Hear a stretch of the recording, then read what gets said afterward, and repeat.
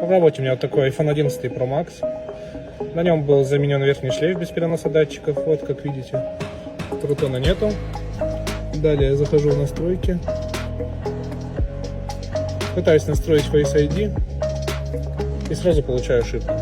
Собственно, буду привязывать DC шлейф.